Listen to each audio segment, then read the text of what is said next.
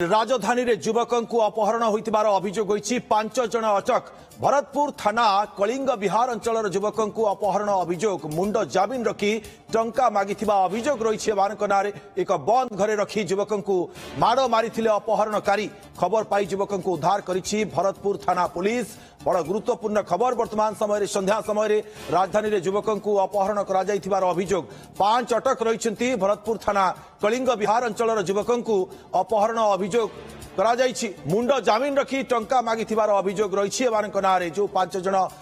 वर्तमान समय पुलिस अटक रखी अधिक तदंत करुछि। सेमानकु एक बंद घरे रखी युवकों माड़ मारिथिबार अभियोग होउछि। अपहरणकारी माने जो माने अटक रखिथिले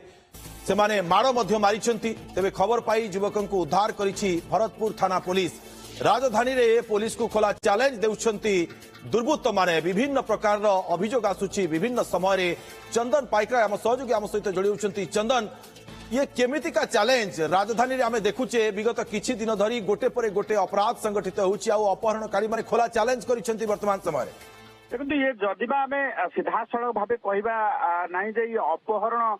करा जायतिला, किंतु आमे गोटे पटे जे देखा जे अभियोग आधार रे ये अपहरण करा जायतिला। टंका नेण देण को नेकी जणे व्यक्ति को जणे दोकानी को 5 जन युवक सीधा सड़क भावे टेकी नेवा सहित गोटे घरे अटक रखिथिले एवं शारीरिक मानसिक भावे निर्यातना देइछन्ति। माड़ मारी गुरुतर करिछन्ति एवं तांको निकटरू खसी आसीबा परे ए संपर्क रे भरतपुर थाना रे संपृक्त जे युवक जेतेबेले एतला देइछन्ति जेतेबेले अभियोग करिछन्ति से अभियोग आधार रे पुलिस गोटे मामला रुजु करबा सहित जो माने अपहरण करथिले बोली अभियोग होइछि, जो माने गोटे घरे बंद रखी टंका आदाय करबा पई तांको घर को फोन करथिले युवक मानक भितरु वर्तमान 5 जन को थाना रे अटक रखा जाइछि। मामलार तदंत करा जाउछि एवं ये घटनार जो रही पूरा पृष्ठभूमि कोठु एवं अन्य को माने जड़ित अछंती किभଳି भाबे युवक को उठाई नेले एवं युवक को उठाई नेबार पछर पूरा कारण कौन रही एवं अपहरण नै अभियोग करुछुआ युवक जनक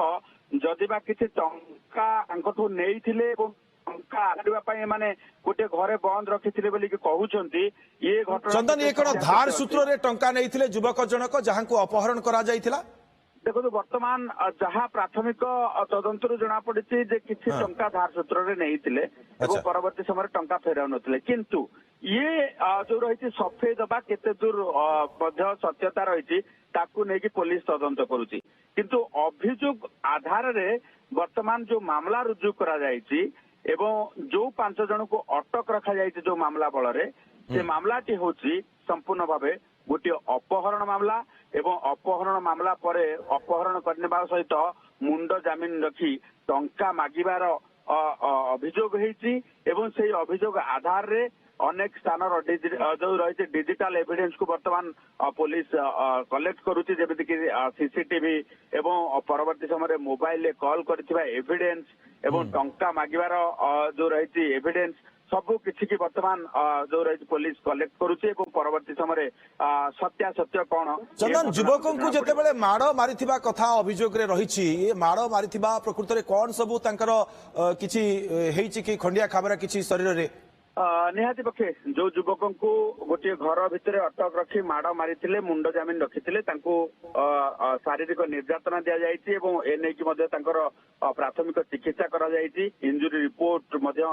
पुलिस हासिल करिछि। तेणु एभली क्षेत्र रे जो माने अपहरणकारी रहिथिले सेमानकर जो रहिछि माड़ रे संपृक्त युवक जे अपहरण शिकार होइथिले से मध्य आहत होइछन्ति बोली कि जहाँ पुलिस रिपोर्ट रु जना पड़ी प्राथमिक तदंत रु जना पड़ी। तेणु पूरा घटना सामना को आसिबो सेतेबेले जेतेबेले पुलिस पूरा तदंत करबा सहित जो माने एथिरे अभियुक्त संपृक्त अछन्ति सेमानकर जो रही विरोध रे तथ्य प्रमाण हासिल कर सारिबो से समय जना पड़िबो जे पूरा घटना पछर कहानी कोन। ये तो कहानी कौन से चंदन जना पड़िबो, किंतु जेतेबेले 5 जन को भरतपुर थाना पुलिस अटक रखिछि प्राथमिक तदंतरु किछि स्पष्ट कलानी कि जे ये घटना प्रकृत रे कौन रहिछि पछरे? देखो पुलिस वर्तमान तदंत करने सहित प्राथमिक तदंतर जहाँ जना पड़ी जे पूरा अपहरण मामला को जो रही पुलिस स्वीकार करिछि एवं अपहरण करथिबा नै कि अनेक किछि एविडेंस रही तथ्य आधार रे संपृक्त 5 जन को अटक रखा जायछि सेही अनुसार वर्तमान पचरा उचरा मध्य करा जाउछि एवं किछि आई विटनेस अर्थात जो माने देखिछंती घटना को से मानकर मध्य बयान रेकॉर्ड करा जाउछि तसहित सीसीटीवी जो घटना जोठी घटिछि ता आखपाखर सीसीटीवी मध्य चेक करा जाउछि एवं जो रहिछि मोबाइल कॉल आसिथिला टंका पाई जो कॉल आसिथिला तार मध्य जो रहिछि ट्रैकिंग करा जाउछि ता सहित मोबाइल कॉल रेकॉर्ड मध्य जांच करा जाउछि ये सब किछि को वर्तमान चंदन अपहरणकारी प्रकृति में कौन उद्देश्य रही कौन स्पष्टता आसूची आकु नेकरी कारण आंकु तो अपहरण करा जायथिला युवकों को एवं ता परवर्ती समय टंका मगा जायथिला ये कौन केवल भयभीत करबा पई ना टंका आदाय करबा पई नाଇଁ ଦେଖନ୍ତୁ ଗୋଟିଏ ପଟେ ଅପହରଣକାରୀ ମାନଙ୍କର ଟଙ୍କା ନେବା ହଉଛି ପ୍ରଥମ ଉଦ୍ଦେଶ୍ୟ କିନ୍ତୁ କେଉଁ ଟଙ୍କା ନେବା ମୁଣ୍ଡ ଜାମିନ ରଖି ଟଙ୍କା ନେବା ନା ଧାର ଦେଇଥିବା ଟଙ୍କା ନେବା ये सब किसी को लेकिन तदंत करा जाउछि एवं जदि मुंड जमीन रखिथिले बेआईन आईन को हाथ को किभଳି भाबे नेले पुलिस रे ए संपर्क रे सूचना दे पारि थांते पूर्वरु मध्य कोन चंदन आउ गोटे कथा स्पष्ट हेबाकू चाहूछि जे प्रकृति रे ये जो टंका मागिबा कथा कुआ जाउछि टंका काहाकू मागिथिले अपहरणकारी माने परिवार लोकंकू एवं परिवार लोके जदि मागिथिले परिवार लोके किछि प्रतिक्रिया रखिछंती कि देखो परिवार लोके